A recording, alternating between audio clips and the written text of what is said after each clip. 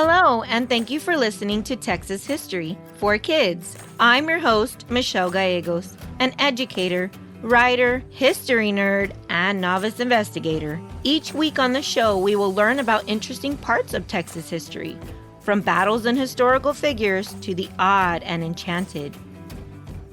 Hi guys! Today we're hitting the road across the mountains, the prairies, and the hills of Texas.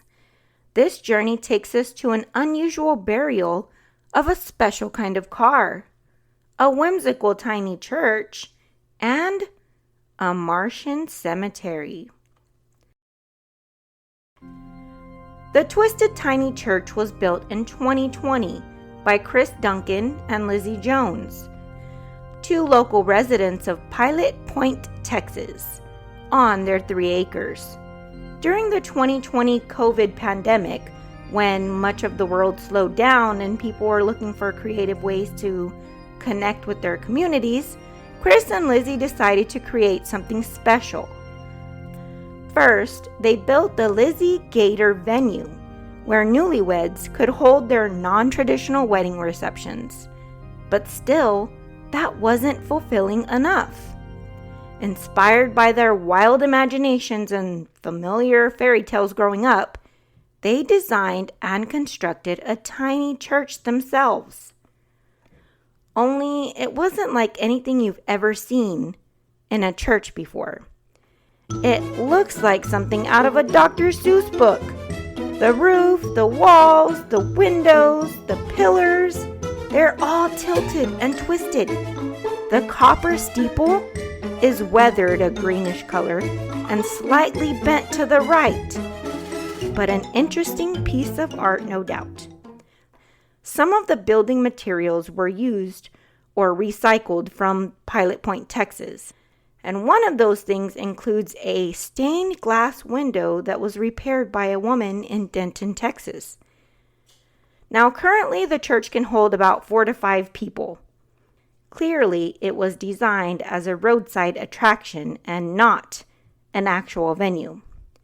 The church's quirky design and heartfelt purpose earned its nickname, the Twisted Tiny Church, from locals, a nod to its slightly off-kilter steeple and the unusual circumstances under which it was built.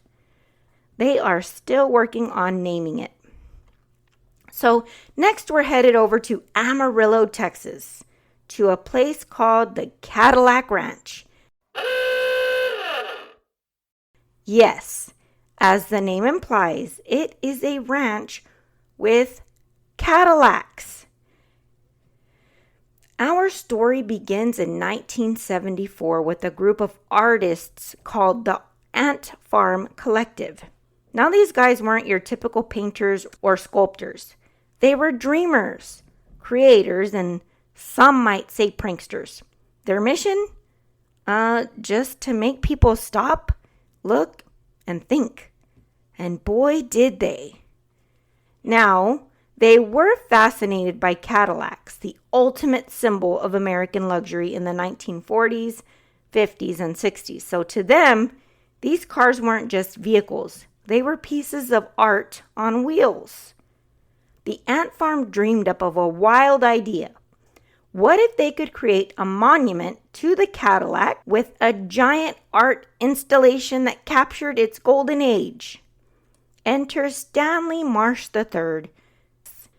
And yes, he insisted on being called the Third. Stanley was a quirky millionaire from Amarillo, whose family had ties to the oil and gas industry, who also loved anything that made people scratch their heads in confusion. So when the ant farm approached him with their plan, he didn't just say yes. He gave them the land to build it on, and so the project began. Now, here's where it kind of gets weird. The ant farm didn't just want to park the Cadillacs in the field. They wanted to bury them, nose first, half in the ground, at the same angle as the Great Pyramid of Giza. Why, you ask? Because it was unexpected. It was bold. And, well, Ultimately, they thought it would look cool. The cars they chose were all vintage, that means really old Cadillacs, made between 1949 and 1963. Each car represented a different year of Cadillac's iconic tail fin design. Once they were planted in the dirt, Cadillac Ranch became a strange, eye-catching masterpiece right off the infamous Route 66. Now, it's not just something to look at, it's something to participate in. From the very beginning, visitors were encouraged to bring spray paint and their very own designs to the cars. Over the years, layers upon layers of paint have turned the Cadillacs into a kaleidoscope of colors. Every layer tells a story. People have painted messages of love, tributes to lost friends, and even jokes. If you visit it today, you might add your mark only for someone else to paint over it tomorrow. Cadillac Ranch is a living, ever-changing work of art. Our next roadside attraction takes us to Aurora, Texas, which might look like just another quiet place on the map today. But in 1897, it was the center of a mystery that left the world asking, are we alone in the universe?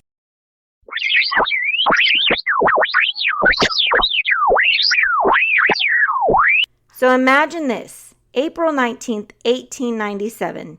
The Dallas Morning News runs a story that would make the headlines even today. A mystery airship, as UFOs were called back then, came hurtling out of the sky. It crashed into a windmill owned by Judge J.S. Proctor, smashing not just his property, but his flower garden too. And that wasn't all. According to the article, the crash revealed something extraordinary. The body of a pilot was recovered from the wreckage. But this wasn't just any ordinary pilot. Witnesses described it as petite and a Martian. That's right, an alien being.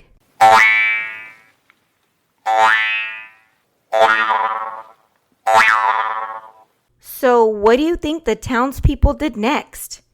Did they run away screaming? No, they did what any small town community would do back then. They gave the visitor a proper burial with full Christian rites right there in the Aurora Cemetery. A gravestone was placed at the site, marked with the simple carving of the alien supposed ship. But as years passed, the headstone disappeared, and some claim it was stolen by souvenir hunters. Despite this, the legend of the Aurora's alien has lived on. A Texas state historical marker still mentions the burial, calling it out alongside the real pioneers and settlers who rest there.